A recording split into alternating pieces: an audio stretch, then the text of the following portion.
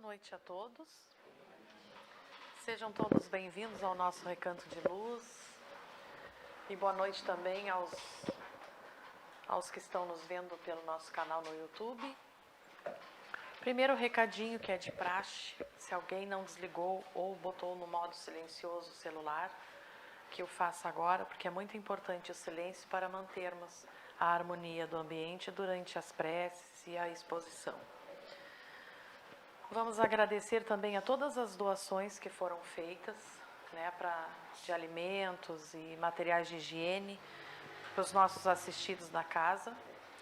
E sempre pedimos àquele que puder, cooperar com 1 quilinho, um pacotinho de fralda, 1 litro de leite, qualquer coisinha é bem-vinda, porque as famílias cada vez mais estão aumentando e a gente está tendo bastante dificuldade de conseguir, assim, até o último dia, o último momento, a gente está ali na luta para conseguir completar todas as cestas, Então a gente conta com a colaboração de todos. Vamos então agora nos acalmar, relaxar nas nossas cadeiras, fazer uma oração por nós, pela paz. Senhor, tranquiliza o nosso espírito, que os nossos pensamentos se acalmem dentro de nós. Sabemos que no momento justo solucionarás todos os nossos problemas. Que façamos silêncio em nós para escutarmos o que nos aconselhas. Ouvindo-te, nada de mal nos sucederá. Não nos deixes agir precipitadamente. Que a nossa decisão seja o reflexo da tua vontade. Acalma-nos, Senhor, para que tudo se acalme à nossa volta, para que emudeçam as vozes agressivas e a tormenta pare de soprar.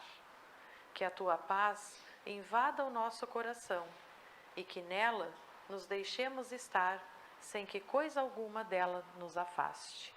Que assim seja. A nossa exposição de hoje está a cargo da nossa amiga Denise. Boa noite a todos, bem-vindos ao nosso recanto. Nosso estudo de hoje tem o título Remorso.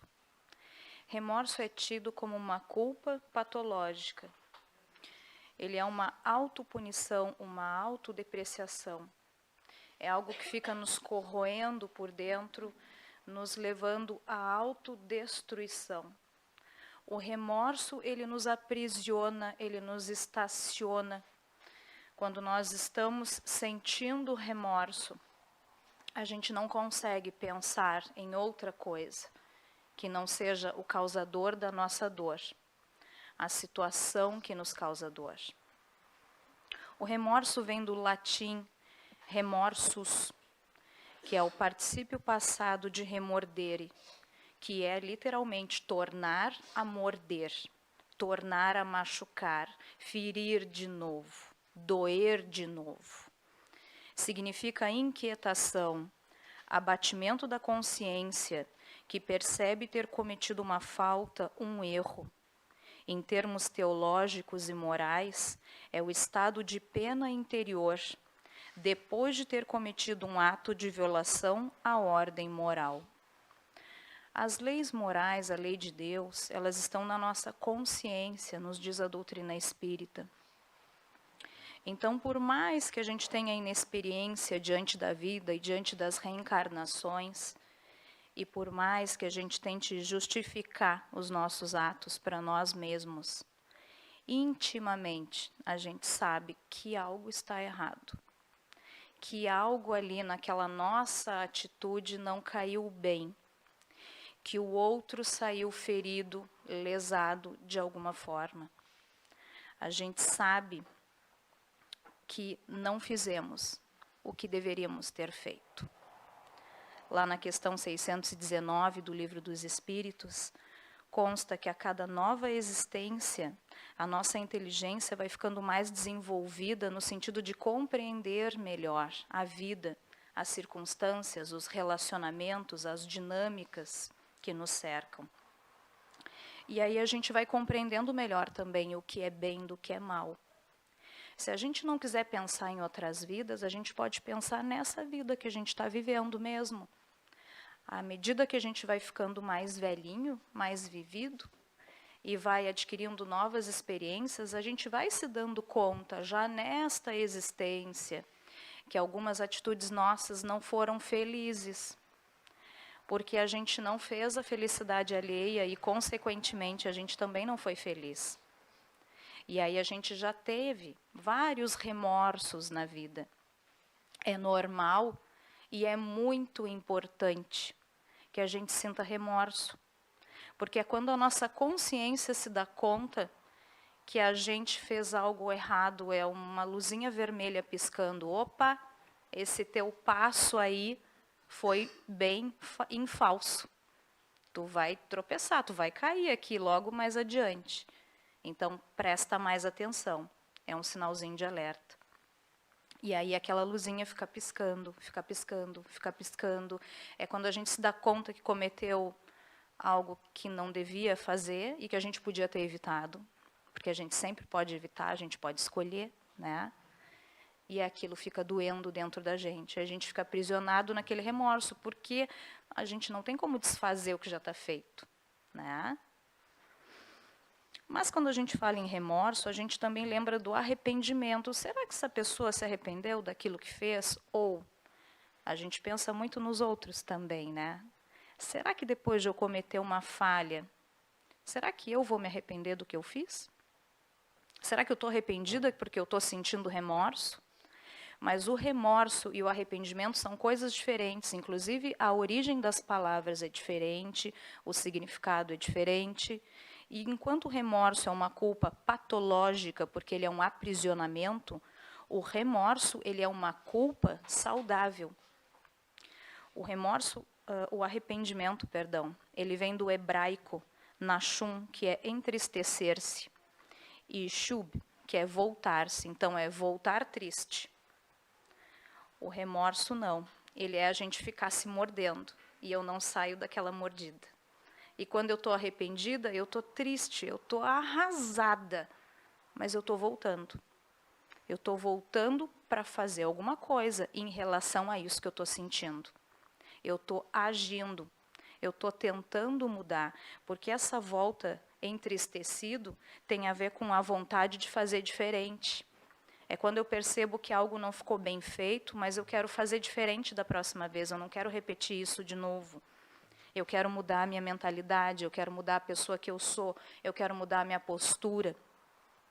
Então, o remorso, ele é o primeiro pontinho, é a luzinha que pisca. Mas eu não posso ficar parada no remorso. Ele é importante, é o primeiro passo, mas ele não é tudo.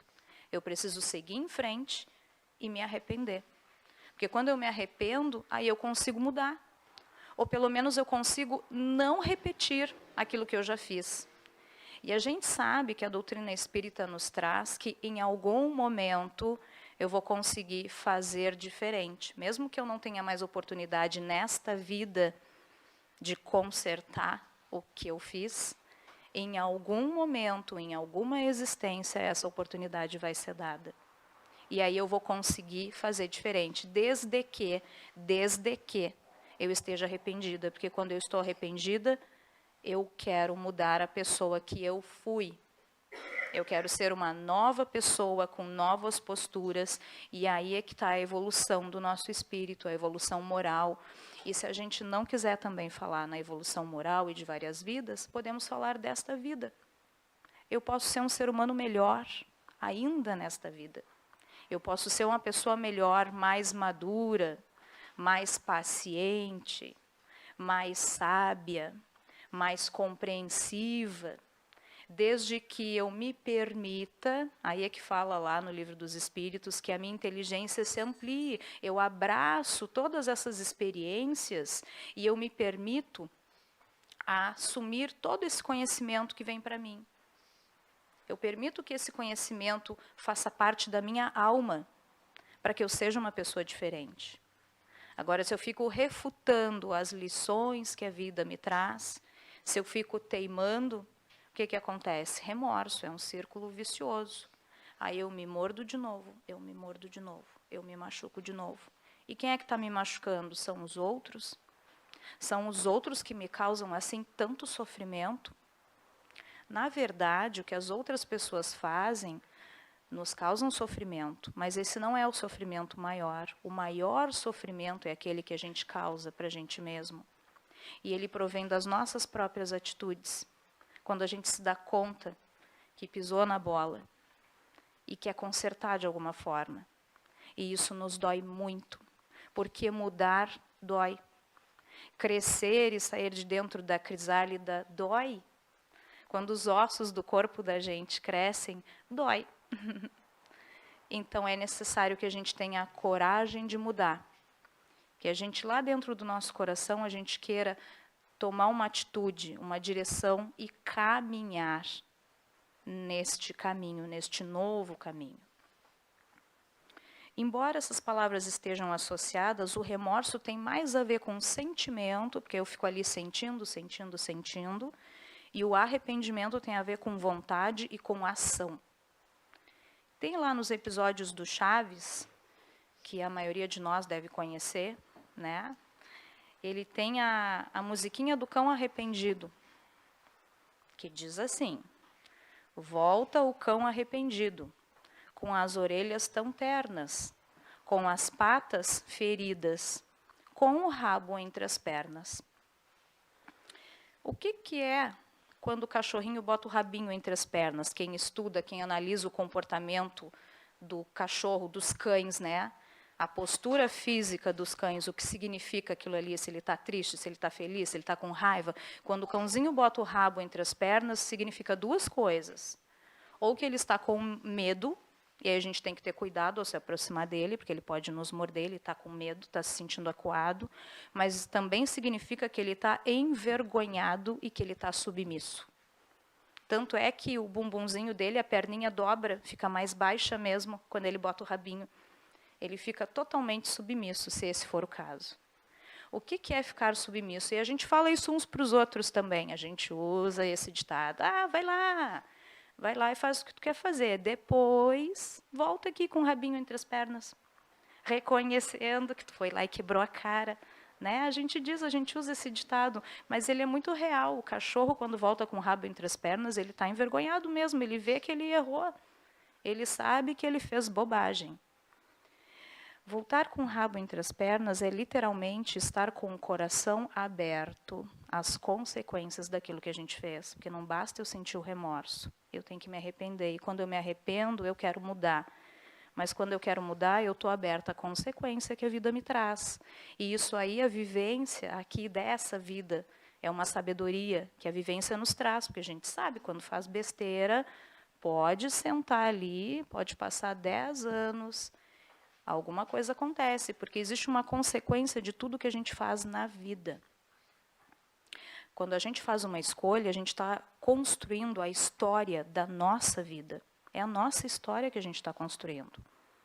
E dependendo daquilo que eu digo, daquilo que eu faço, daquilo que eu escolho, a consequência virá. Então, se eu estou escolhendo caminhos que não são muito felizes para as outras pessoas, se as minhas atitudes não são muito felizes, consequentemente, é algo que a vida traz certinho, como 2 e 2 são 4. Nos traz resultados que também não são muito felizes, e a gente aprende com a vida a viver. A gente aprende com as escolhas ruins a escolher. Então, o remorso ele é ruim, mas ele é importante. Porque se não fosse o remorso, estava tudo bem, né? Está tudo bem, não estou aqui incomodada com o que eu fiz, não estou incomodada com nada, eu estou bem, estou tranquila. Para que mudar? Para que ser uma pessoa diferente, se está tão confortável tudo? O remorso é um dedinho no ombro, assim, opa, vem cá, da espiritualidade, né? Dos espíritos superiores nos chamando amorosamente, peraí, que tu esqueceu uma coisinha aqui atrás. Vamos arrumar a cama ali? Vamos guardar o tênis? Vamos tirar a toalha molhada de cima da cama, que isso não é legal? É aquele dedinho no ombro, né? Que nos chama, peraí, vamos consertar isso aqui. Vamos fazer direitinho, né? Para todo mundo ficar feliz, para tudo dar certo, para todo mundo ter o coração em paz. Lá na Revista Espírita, em 1858, Allan Kardec, né, ele entrevistou um assassino, confesso, e ele foi condenado à pena de morte. E aí ele se manifestou mediunicamente, era um espírito já, e aí fizeram várias perguntas para ele. E aí o que ele estava sentindo com tudo que ele fez, né? Tinha caído a ficha dele. E aí ele falou assim, que eu estava imerso numa grande perturbação, um sofrimento intolerável, uma espécie de remorso pungente, cuja causa ignorava. Então já estava aquela luzinha vermelha piscando para ele, olha que coisa triste, né, esse caminho que tu escolheu, porque ele não foi legal. Tu ceifou a vida de uma pessoa, tu perdeu a tua vida, tu perdeu a oportunidade de viver tanta coisa legal, de aprender tantas coisas novas, de ser um ser humano que deixa marcas boas na vida das pessoas, isso é importante. São pessoas que fazem a diferença e todos nós nascemos aqui para fazer a diferença na vida uns dos outros, não apenas na nossa, porque a gente também muda a nossa vida, é nossa responsabilidade. E aí, quando a gente desencarna e a gente olha para trás, todo o tempo que a gente perdeu com tanta bobagem, com tanta picuinha, com tanta valor, né, equivocado, teimosia, egoísmo, a gente sofre muito. Isso nos dá um baita remorso. E aí eu posso pensar nessa vida, quando eu olho para trás. Eu tenho 47 anos. Aí eu olho para trás e eu penso em tudo que eu vivi. Claro que não foi tudo legal e não foi tudo certo. E claro que eu quebrei a cara muitas vezes. E claro que eu gostaria de ter feito diferente. Mas o remorso é bom, porque ele me convida a mudar. Ele me convida a parar de olhar para trás e corrigir em mim, daqui para frente, aquilo que não foi legal. Imagine se a gente pudesse voltar no tempo. Que bom seria. Eu volto no tempo e conserto uma coisa lá nos meus 20 anos, só que aí não é a minha vida só que eu estou mudando a vida de todo mundo que convive comigo. E aí, fico trifeliz, porque quando eu chego nos 47, era isso que eu queria. Aí a Eliane chega lá, e ela vai mudar a vida dela, porque tem uma coisinha lá, nos 15, que ela queria mudar. Só que quando ela muda dela, ela estraga a minha de novo. Poxa vida! Aí o Nilson, tem um detalhezinho lá nos 25, que ele disse, não, peraí, vou consertar isso aqui. Aí ele conserta a vida dele. Aí ele arrebenta com a nossa vida mais do que já está.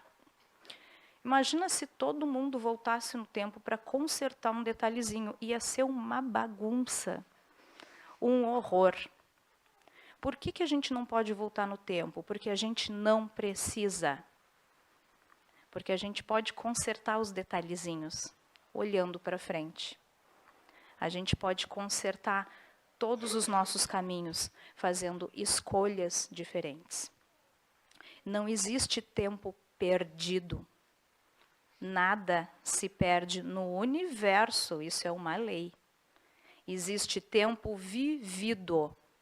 Existem experiências vividas e tudo que a gente viveu, bom ou ruim, é um ganho. Porque o bom nos serve de boa história, de boa vivência, de paz no nosso coração, porque a nossa consciência nos traz isso, nos traz uma paz no coração quando a gente sabe que fez o certo. A gente dorme feliz, a gente acorda feliz e em paz, tranquilo, com dignidade, né? Uma pessoa honrada. Mas a consciência também nos traz o remorso, quando eu sei que eu não fiz o certo, eu fiz uma besteira. Mas aí eu tenho a oportunidade de mudar. Que bom. Imagina se a gente não tivesse a oportunidade de mudar. Se a gente fosse a mesma pessoa a vida inteira, cometendo sempre as mesmas atitudes, sempre os mesmos erros. Algumas pessoas têm vergonha até de mudar, né? De dizer, não, eu não vou lá. Vão dizer que eu fiquei diferente. Ué, o que aconteceu contigo, né? Estás tão diferente agora, estás boba. Ou sei lá o quê, né? Mas o que é triste mesmo é a gente ficar estagnado moralmente, espiritualmente, enquanto ser humano, a gente não se permitir a mudança. Porque o mundo muda, as coisas mudam, tudo modifica a nossa volta. Hoje de manhã, estava no médico e ele me colocou ali 3 ossos do corpo humano que mudaram de nome. Aí ficou um nó na cabeça, tá, mas o osso mudou? Não, não, só daqui a milênios, quando a gente evoluir, o osso é igualzinho. Aí fiquei, tá, e daí por que mudou, né? Para que ele era o A e agora ficou o osso B? Qual é a mágica disso, o significado, o porquê, a razão? E aí ele super tranquilo disse, mas as coisas mudam. Deu, acabou. Foi a frase que ele colocou. E é uma frase bem interessante, porque nós somos muito estagnados e apegados a tudo. A gente fica ali naquele pontinho, remoendo, e deixa aqui no cantinho, isso aqui é aqui, tu não tira 1 milímetro, porque me incomoda se sair do lugar, né? Deixa tudo organizadinho. Só que não depende da gente deixar tudo no lugar como a gente gostaria. E aí a própria vida, a dinâmica, as interações vai bagunçando com a nossa vida, porque um dia eu tenho emprego, outro dia eu não tenho. Um dia eu estou casada, no outro dia eu estou sozinha. O casamento acabou, está tudo bem, se desfez, não teve mais como caminhar juntos. Um dia os filhos moram comigo, outro dia meus filhos estão indo morar em outra casa. Isso faz parte da vida, a gente cria os filhos para o mundo, né? Para eles se desenvolverem, para serem pessoas adultas, para construírem as suas próprias vidas. Um dia meu cachorrinho está lá comigo no pátio, fazendo festa, me esperando. No outro dia meu cachorrinho não está mais aí, porque a gente sabe que eles vivem pouquinho, vivem menos que a gente. Tudo muda. A gente não consegue ficar estagnado na vida, manter as coisas bem no lugar certinho até o meu último dia. Então a gente tem que abrir o coração para a mudança. Tem que se arrepender e se permitir mudar. E permitir mudar do jeito que a gente é. Ser uma pessoa diferente. Quem te viu, quem te vê. Sim, quem me viu, quem me vê. Graças a Deus, eu mudo. Graças a Deus, a gente melhora. Graças a Deus, a gente se torna uma pessoa diferente. Não, esse não muda, hein? Tu não acredita nisso? As pessoas não mudam. São sempre a mesma coisa. Não é verdade e não são. As pessoas mudam, sim. Elas não precisam ter uma experiência de quase morte para mudarem. Existem detalhes ínfimos da vida de cada um que é mais significativo do que uma experiência de quase morte. A gente não sabe nada da vida um do outro. A gente não sabe nada do que está batendo dentro do peito do outro. A gente não sabe o que o outro está sentindo. A gente olha para um rosto que está sorrindo e por dentro essa pessoa pode estar arrasada. E apesar dela estar arrasada, ela está me dando o sorriso mais lindo do mundo, acolhedor. Um sorriso acalentador que me convida a ficar olhando para aquela pessoa perdida naqueles olhinhos sorridentes. Mas lá por dentro ela está arrasada. Então a gente não sabe nada. Existem muitas situações que nos convidam à mudança e a gente tem que se permitir essa mudança. A gente tem que se permitir sentir o remorso, sim, porque a gente não é perfeito, a gente erra, a gente não é um espírito angelical ainda, que está nas altas esferas, fazendo a organização interplanetária. Isso, um dia a gente chega lá, um dia, claro, a gente está evoluindo. Todos nós vamos chegar lá, a gente vai evoluindo, subindo degraus, nos tornando cada vez melhores. Mas, por enquanto, a gente erra. E está tudo bem. Tudo bem, a gente erra. O importante é a gente reconhecer o erro e tentar ajustar o que é necessário, corrigir. Às vezes não dá para corrigir. Paciência. A gente tem que seguir em frente. A gente tem que mudar a nossa postura, a gente tem que fazer o melhor que a gente pode. Na doutrina espírita, são colocadas 3 palavras, depois do remorso, que ele é o pontapé inicial. Vem o arrependimento, que a gente estava falando, vem a expiação e vem a reparação. O remorso é quando eu me dou conta, me dou uma mordidinha ali. Nhec. Ai, que triste isso que eu fiz. Para com isso. Aí eu me mordo, né? Não faça, olha o que você fez, doeu. O arrependimento é quando eu não quero mais fazer aquilo ali. Eu não quero mais ser essa pessoa que eu fui. Não é legal. Eu me dei conta disso e eu não vou mais fazer. Então a gente se prepara que nem um cachorrinho, cão arrependido. É importante. A gente tem que ser humilde a esse ponto, que nem o cãozinho. E abrir o coração para a consequência que vai vir daquilo que a gente fez. E deixar acontecer. Só que quando acontece, a gente se prepara para a expiação.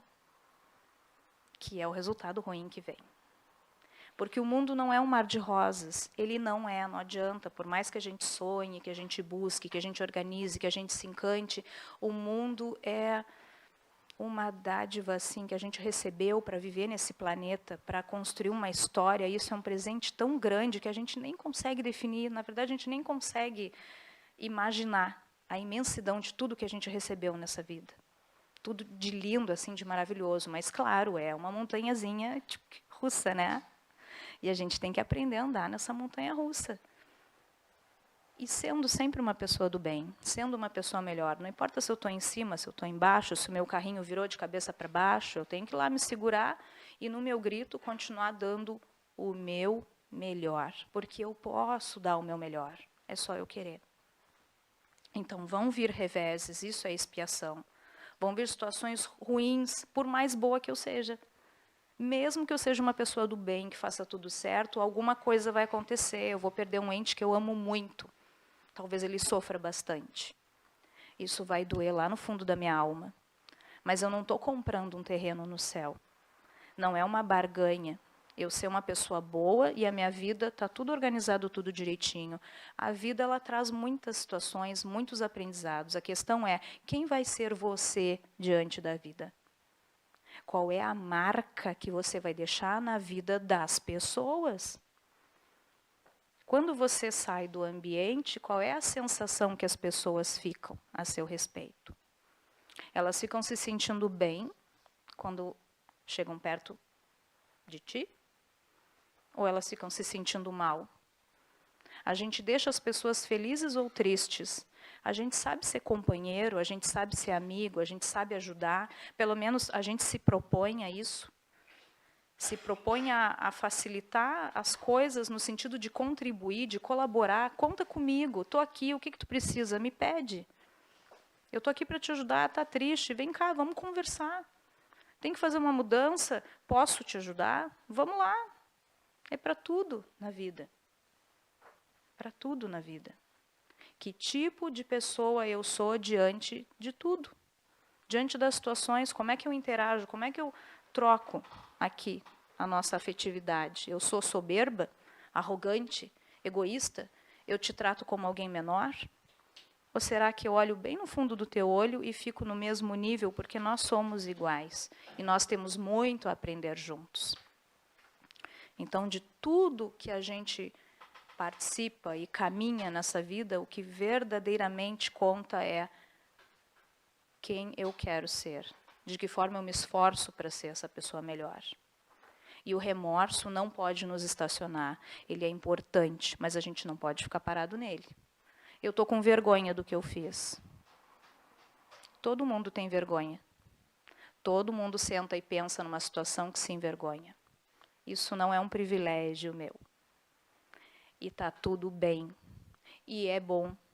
Porque quando eu fico envergonhada do que eu fiz, eu não quero fazer de novo. E aí eu tenho que seguir a minha caminhada da vida, levantar a minha cabeça, não de forma arrogante, com o nariz lá para cima, mas levantar assim, ó, no nível dos olhos, olhar para o outro ser humano que está ali na minha frente, porque ele também é outro ser humano que nem eu. Cheio de qualidades, cheio de defeitos, e a gente vai caminhar juntos, a gente vai aprender juntos. Nós temos que ter a humildade de nos acolher, porque nós somos iguais em muitas coisas, temos diferenças, somos únicos, e isso é lindo, mas nós também somos muito iguais. Então, é importante que a gente se permita caminhar em parceria dentro dessa igualdade, nos auxiliarmos, evoluirmos juntos, nos permitirmos. E, por fim, vem a reparação, que eram as 3 palavrinhas, né? Começava lá no remorso, no arrependimento, na expiação, que é aquela consequência ruim que vem, paciência, né? E na reparação. Reparação é o finalzinho, é quando eu quero, assim, ó, vida nova. Fiz algo que não coube lá atrás e agora eu vou fazer diferente. Seja nessa vida, seja na outra vida, em algum momento eu vou ter a oportunidade de encontrar essa pessoa, de viver essa situação e fazer algo diferente. E que bom quando essa oportunidade chega. Que bom quando a gente aproveita. E se por acaso a gente não estiver preparado e a gente cair de novo, não tem problema. Porque Deus é infinitamente bom. Claro, Ele vai nos dando uns puxãozinhos de orelha, uma sacudidinha ali, te liga. Mas Ele nunca fecha a porta na cara da gente. A gente nunca vai ficar abandonado num cantinho do universo. E vou dizer mais. Nós também não nos abandonamos.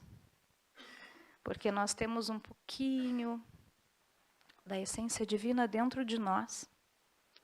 Então sempre vai ter, além de toda a espiritualidade amiga, além de Deus, nosso Pai, né? Maravilhoso, infinito, um irmão de carne e osso, que nem a gente, que vai olhar a gente lá naquele cantinho e vai dizer, não, vem para cá que a gente vai caminhar junto e eu não vou te deixar aí nesse cantinho. Então, que a gente aproveite todas as oportunidades da vida, boas e ruins, para refletir sobre tudo e para mudar, para pensar no tipo de pessoa que eu quero ser, para nos reconstruirmos, para fazermos diferente e deixarmos marcas positivas na vida uns dos outros. Nós vamos terminar com uma história. Agora, eu estou meio traumatizadinha, porque um dia eu fui abrir meu celular com um texto que estava aberto e ele se fechou. Aí eu fico, será? Está abertinho. Ó, a marca que você deixa nas pessoas.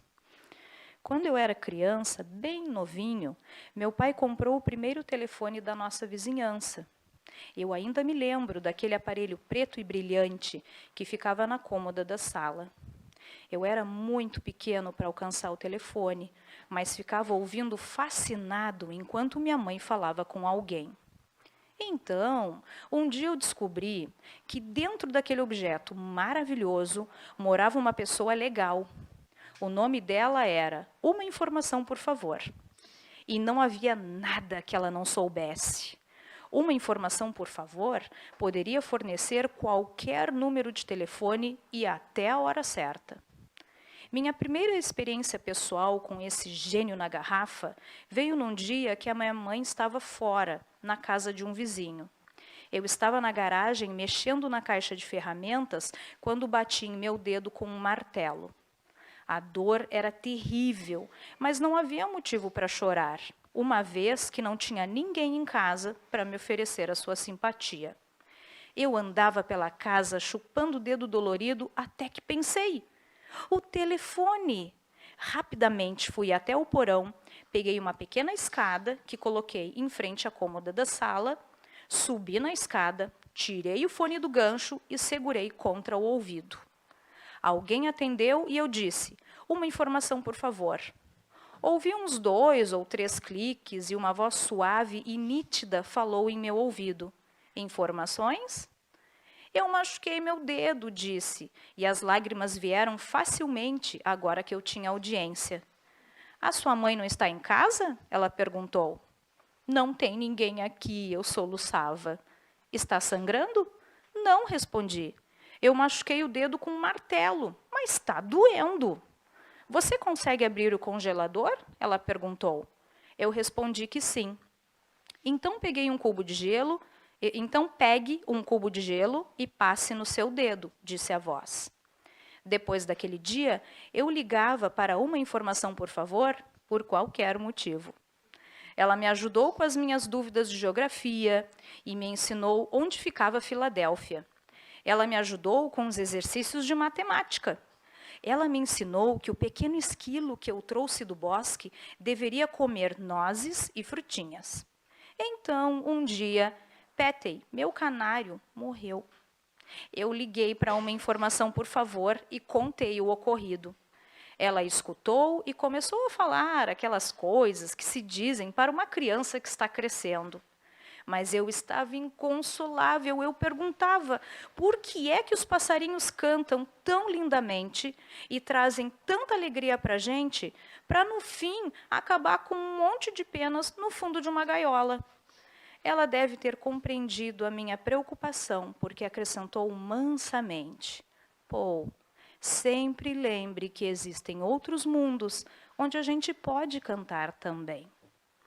De alguma maneira, depois disso, eu me senti melhor. No outro dia, lá estava eu de novo. Informações, disse a voz, já tão familiar. Você sabe como se escreve exceção? Tudo isso aconteceu na minha cidade natal, ao norte do Pacífico. Quando eu tinha 9 anos, nós nos mudamos para Boston. Eu sentia muita falta da minha amiga. Uma informação, por favor, pertencia àquele velho aparelho telefônico preto e eu não sentia nenhuma atração pelo novo aparelho telefônico branquinho que ficava na cômoda da nova sala. Conforme eu crescia, as lembranças daquelas conversas infantis nunca saíam da minha memória. Frequentemente, em momentos de dúvida ou perplexidade, eu tentava recuperar o sentimento calmo de segurança que eu tinha naquele tempo. Hoje, eu entendo como ela era paciente, compreensiva e gentil ao perder tempo atendendo às ligações de um molequinho. Alguns anos depois, quando eu estava indo para a faculdade, meu avião teve uma escala em Seattle.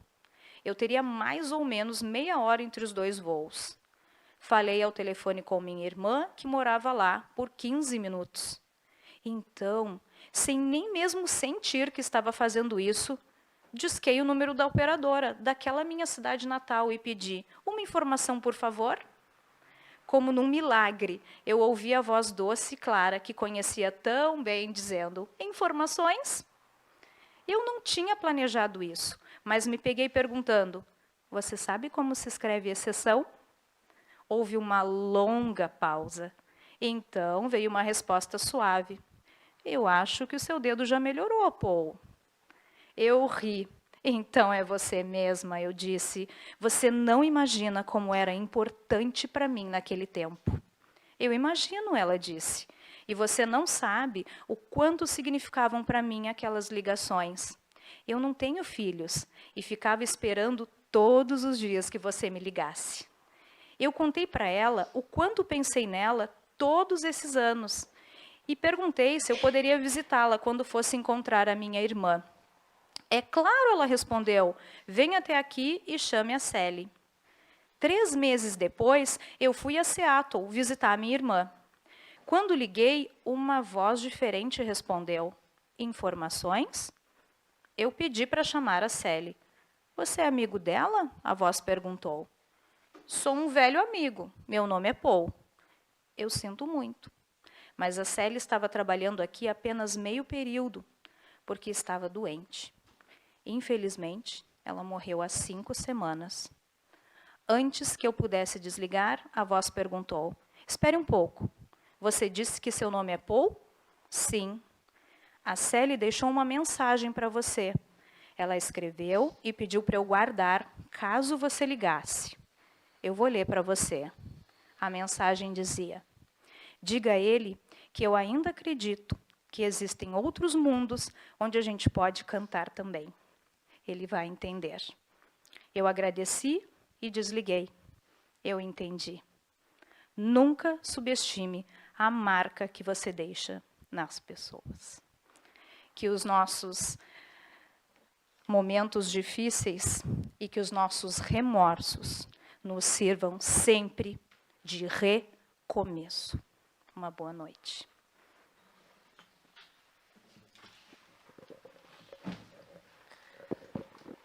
Todos emocionados, né? Sem palavras para essa exposição de hoje.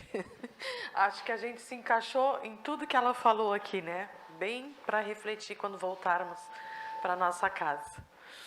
Então vamos fazer agora a prece por todos os nomezinhos colocados ali, ou aqueles que vierem ao nosso pensamento, pessoas queridas, familiares, amigos que precisam de uma prece, de um acalento, que com certeza eles vão receber.